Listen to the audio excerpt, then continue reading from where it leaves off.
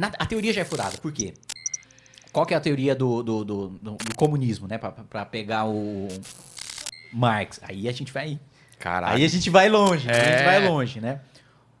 Marx, ele defendia, né, o que a gente chama de materialismo histórico dialético. Isso. O que é o materialismo histórico dialético? Antes de qualquer coisa, materialismo. Então, o marxista, ele é, antes de tudo, materialista. Você fala, como assim, caralho? O cara é materialista? Ele quer comprar uma Ferrari? Não, não tem nada a ver com isso. Ele acredita que o que dita a sociedade existe em prol de uma relação material. O que define se eu tenho poder ou não é uma relação material. Não é se eu sou mais inteligente, não é se eu sou mais carismático, não é se eu sou um líder religioso, não é se eu tenho voto. O que dita o poder, a dinâmica de poder da história da humanidade, segundo Marx, são as relações materiais. Por isso que ele é um materialista. Então, como é que... E nesse ponto, desse ponto da revolução, das revoluções burguesas, eu concordo com Marx. Que ele diz o seguinte: por que a monarquia caiu? Por que a nobreza caiu? Por que caiu o feudalismo e surgiu o capitalismo? Porque a burguesia chegou num nível de... Voltando, né? O que é a burguesia? Plebeu, gente comum, que comercializava nas feiras e que ficou rico, sem ser herdeiro de terra e sem ser filho de nobre e de rei. Gente que enriqueceu sendo da plebe. Plebe, isso. Por que essas pessoas ascenderam ao poder? Conseguiram tomar o poder dos nobres e dos reis? Porque eles ficaram ricos. Porque eles passaram a controlar mercenários, passaram a ter vários funcionários, Soldados, alguma... passaram a ter um poder em razão das relações materiais, em razão do dinheiro, passaram a ter um poder maior do que o dos nobres e dos reis. Perfeito. E nisso eu concordo com o Marx. E aí, o que o Marx dizia? Hoje, qual é a relação? Antes a relação era monarquia, nobreza, plebe. Tá. Qual que é a relação hoje? Hoje a relação é burguesia, proletariado. Quem detém os meios de produção... Hoje eu estou falando Revolução Industrial. Na época dele. Estou falando século XIX. Tá. Burguesia, né? Proletariado. Burguês é aquele que detém os meios de produção. Quem tem a fábrica. Máquinas. Quem tem as máquinas que produzem. Proletário é aquele que só tem a sua própria força de trabalho para vender. A única coisa que o cara tem é a prole, né? Os filhos. Por isso que ele é proletariado. Ele só tem filho e mão de obra, né? Ele só pode vender o próprio trabalho. Qual que é a tese dele? O dia em que o proletariado tomar os meios, perceber que está sendo explorado economicamente e tomar os meios de produção, você tem um novo regime. Que é, primeiro... Uma nova dinâmica de... social. Como você teve do feudalismo para o capitalismo, Sim. você tem do capitalismo para o comunismo. Só que tem a fase intermediária, que é o socialismo. O que é o socialismo? O socialismo é um período de ditadura do proletariado. É quando o proletariado ascende ao poder e acaba com as injustiças. Como? Revolução. Tiro. Ah, é? Marx era revolucionário. Ele defendia, tem que matar a burguesia. Caralho. Matar. Ele até... Tem uma frase famosa, não sei se é dele ou se é do Engels, ou se é do Lenin, que era, acho que é acho que é injustiça, o capitalismo vai acabar quando o último banqueiro morrer nas tripas, morrer enforcado nas tripas, cara, do último... Tenta achar isso. Tem alguma coisa desse sentido, nas tripas do último burguês, alguma coisa assim. Ele era um revolucionário, ele defendia a luta armada, né? Ele defendia que o proletariado pegasse em armas, matasse a burguesia e tomasse para acabar com aquela injustiça, né? Ele não defendia, porque matasse por quê? Porque ele era mau, que ele defendia homicídio. Não, porque ele acreditava que os fins justificavam os meios. Ele acreditava que aquela injustiça material causada pelo monopólio dos meios de produção, porque é mais do que o proletariado não ter meio de produção. É que só burguês tinha meio de produção. Ou seja, não tinha pra onde correr.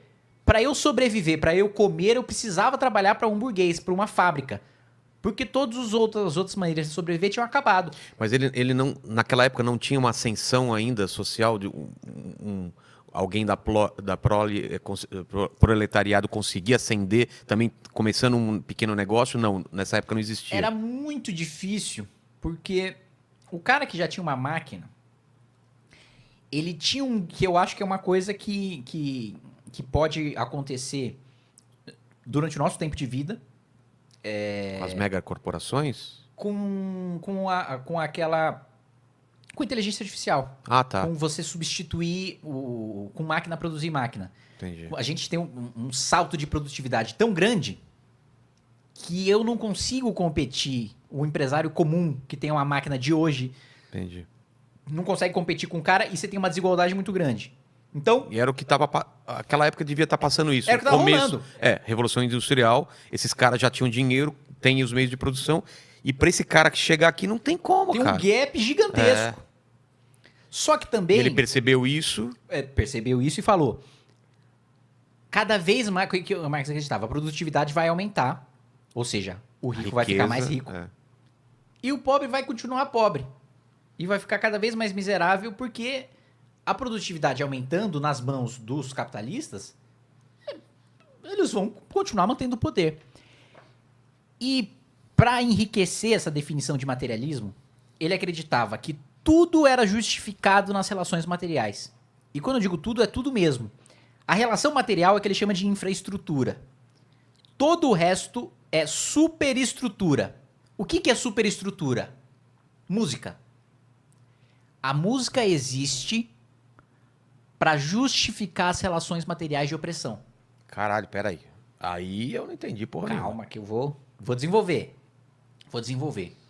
A música, a política, o cinema, Filosofia, tudo existe para quê? Para o proletário não entender que é explorado. Ah, o lance do pão e circo. É mais. Você entendeu, né? Entendi, mas é mais complexo do que isso. Entenda que a ideologia política, por exemplo, ele não falava especificamente de democracia, mas vamos supor, né, hoje, os marxistas pós-Marx colocam que o PCO, por exemplo, o PCO diz que não reconhece a democracia. Porque a democracia é só uma invenção burguesa pro proletário pensar que tem algum poder. Dá ilusão pra ele. Que tem alguma influência. Da mesma maneira que a política que é o que Marx chamava de ideologia. Ideologia, para Marx, é no sentido pejorativo. É uma construção teórica para alienar o proletário. Entendi. Para ele não se ver como um proletariado. Para ele não ter o que o Marx chamava de consciência de classe. Ele entender que ele e todas as outras pessoas que têm uma condição material igual a ele pertencem a uma mesma classe e, portanto, devem ter o mesmo pensamento revolucionário. Que é um ponto que os liberais discordam. Ele fala, não interessa se você é pobre ou se você é rico. A razão ela é única e universal. Tá. Logo, um pobre e um rico podem ter a mesma ideologia, porque eles podem chegar nas mesmas conclusões se eles trabalharem com as mesmas teses. Tá. Que é Aristóteles. Aí Marx falava, não.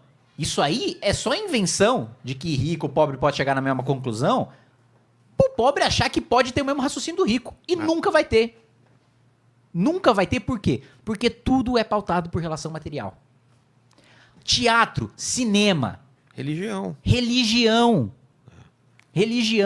Por que tem lá que depois, no pós-vida, tem uma salvação? É óbvio, o Marx fala, é óbvio que no pós-vida vão vender salvação. Porque nessa você tá fudido, meu irmão. Vai ser um merda e vai ser um merda. E aí os caras querem falar, não, fica tranquilo que depois que você morrer fica bom. Deixa o dinheiro comigo. Isso. O Marx fala, é isso. Tudo é construído, a superestrutura tudo é construído para isso. Tudo que é entretenimento, que é ideologia, que é livro, que é ficção, política, tudo é superestrutura. Tudo só existe para justificar essa relação material de opressão. No momento que essa relação material acabar, eu vivo um novo momento da humanidade em que vai surgir um novo pensamento, vai surgir uma nova maneira de se fazer política, vai surgir novas artes, vai surgir... Assim como o fim do feudalismo fez com que surgisse o iluminismo, né, um avanço da ciência, a democracia, a ciência política, novas maneiras de se pensar, a organização da sociedade, derrubar o capitalismo por meio dessa revolução do proletariado, também vai fazer a mesma coisa que as revoluções burguesas fizeram com o feudalismo. Então, esse é o pensamento marxista, né, que é um dos principais influenciadores da esquerda. Agora, tem vários outros pensamentos. O Marx foi um dos caras que previu o acontecimento. Ele não chegou a viver, mas ele previu o acontecimento da Primeira Guerra Mundial, né, das tensões entre as nações, levar, né, ao proletariado chegar a pegar em armas. Só que o que ele acreditava? Ele acreditava que no momento que o proletariado pegasse em armas, ele fosse fazer a revolução. E daí fosse passar para o socialismo, para a ditadura do proletariado. Só que o que aconteceu na Primeira Guerra Mundial? O proletariado pegou em armas para matar o proletariado de outros países. Ou seja, o Marx errou quando, nessa tese dele, de que é tudo condição material. E se a condição material mudar, muda todo o resto. Ele estava errado quando ele acreditava que e isso é uma conclusão dos próprios marxistas que vieram pós-Marx. Ele estava errado nessa conclusão dele de que a superestrutura é perfumaria e que o que realmente importa é a condição material. Que o que realmente importa é, bom, se o cara tiver arma, ele vai derrubar e aí ele vai conseguir, né? Cara, eu acho que foi o grande erro dele, de não entender que todo esse que tá em volta é importante pra caralho, né? Aí que vem a escola de Frankfurt, que é o pensamento de que, na verdade, a relação material é só mais uma coisa no jogo de poder. E que o que realmente influencia quem manda e quem não manda na sociedade não é quem tem meio de produção, quem tem meio de produção. É quem domina o poder político, é quem domina a cultura, é quem domina a arte, é quem domina o imaginário coletivo. Então, você pode ter, e aí Weber descrevia isso, um líder carismático. Um cara que tem muito poder, por quê? Porque ele é carismático. Exemplos de líder carismático. Um dos maiores, Mussolini. Hitler também, né? Hitler também. Mas eu acho que o Mussolini mais, porque o Mussolini ainda era radialista. Ah, é? O Mussolini era radialista. Então ele tava lá sempre na rádio descendo pau, não sei o que. Pá, é isso aí, tá uma bosta essa Itália. Caralho, a gente tá só se fudendo aqui, pagando, perdemos aqui, Primeira Guerra Mundial, estamos entubando esse prejuízo até hoje. E por que o trabalhador aqui da Itália tem que ficar entubando esse prejuízo? A gente tem que levantar até uma indústria nacional. Por que a gente tem que ficar refém de meia dúzia de empresários? Não, o Estado tem que criar o empresariado para que ele produza o que o Estado precisa, o que o povo precisa. Que merda é essa aqui? Não sei o que. Acendeu o poder. É uma liderança carismática. Ele não tinha dinheiro.